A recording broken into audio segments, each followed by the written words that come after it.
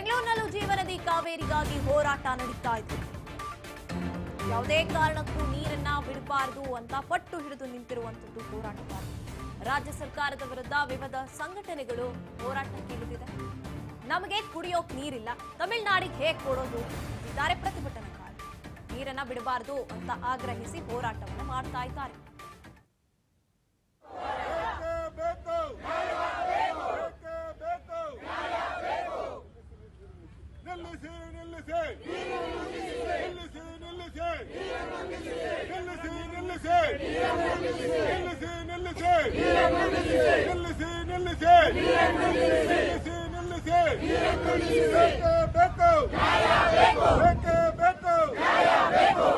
ಎಲ್ಲಿವರೆಗೂ ಹೋರಾಟ, ಎಲ್ಲಿವರೆಗೂ ಹೋರಾಟ, ಎಲ್ಲಿವರೆಗೂ ಹೋರಾಟ, ಎಲ್ಲಿವರೆಗೂ ಹೋರಾಟ.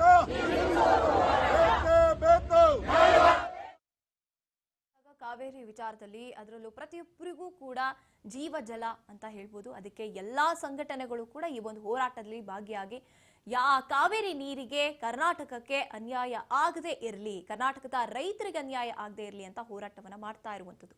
ನಮ್ಗೆ ಕುಡಿಯೋಕ್ ನೀರಿಲ್ಲದೆ ಇರುವಂತಹ ಪರಿಸ್ಥಿತಿ ಇರಬೇಕಾದ್ರೆ ಇವರು ವ್ಯವಸಾಯಕ್ಕೆ ಅಂತ ತಮಿಳುನಾಡಿಗೆ ನೀರನ್ನ ಬಿಟ್ಟು ಕೊಡುವಂಥದ್ದು ಯಾವ ನ್ಯಾಯ? ಇದನ್ನ ನಾವು ಸಹಿಸೋದಿಲ್ಲ ಅಂತಲೇ ಪ್ರತಿಯೊಬ್ಬರ ಆಕ್ರೋಶ ಇಲ್ಲಿ.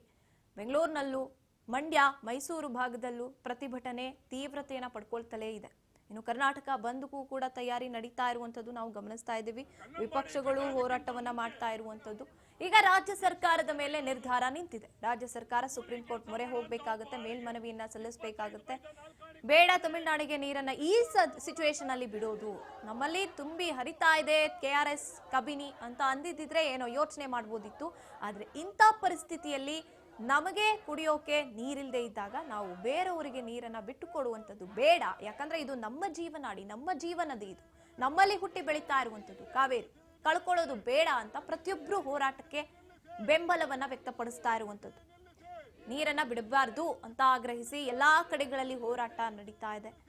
ಖಾಲಿ ಬಿಂದಿಗೆಗಳನ್ನ ಹಿಡ್ಕೊಂಡು ಹೋರಾಟ ಮಾಡ್ತಿದ್ದಾರೆ. ಇನ್ನು ಕೆಲವರು ನದಿ ನೀರಿಗೆ ಇಳಿದು ಹೋರಾಟ ಮಾಡ್ತಿದ್ದಾರೆ. ತಮ್ಮ ಜೀವವನ್ನು ಲೆಕ್ಕಿಸ್ತಾ ಇಲ್ಲ, ಬೀದಿಗಿಳಿದು ಪ್ರತಿಭಟನೆ ಮಾಡ್ತಾ ಇದ್ದಾರೆ. ಬೀದಿಯಲ್ಲಿ ತಮ್ಮ ಬಟ್ಟೆ ಇರೋದಿಲ್ಲ, ಅವರು ಉರುಳು ಸೇವೆ ಮಾಡಿ ಹೋರಾಟ ಮಾಡ್ತಾ ಇರುವಂಥದ್ದು. ಪ್ರತಿಯೊಬ್ಬರಿಗೂ ಒಂದೇ ಉದ್ದೇಶ, ನಮ್ಮ ಕಾವೇರಿಯನ್ನ ಉಳಿಸ್ಕೊಳ್ಬೇಕು. ಯಾವುದೇ ಕಾರಣಕ್ಕೂ ಕಾವೇರಿಯನ್ನ ನಾವು ಬಿಟ್ಕೊಡೋದಿಲ್ಲ. ಮಳೆ ಆಗ್ತಾ ಇಲ್ಲ, ಬರಗಾಲದ ಪರಿಸ್ಥಿತಿ ಇದೆ ಅಂತ. ಕೂಲಿ ಕೆಲಸ ಮಾಡೋಂತ ಬಾಳಿಗೆ 25 ಪೈಸೆ 4 ಆಣಿ ಕೊಡ್ತಾರೆ. ಎಲ್ಲಿವರೆಗೂ ಹೋರಾಟ, ಎಲ್ಲಿವರೆಗೂ ಹೋರಾಟ.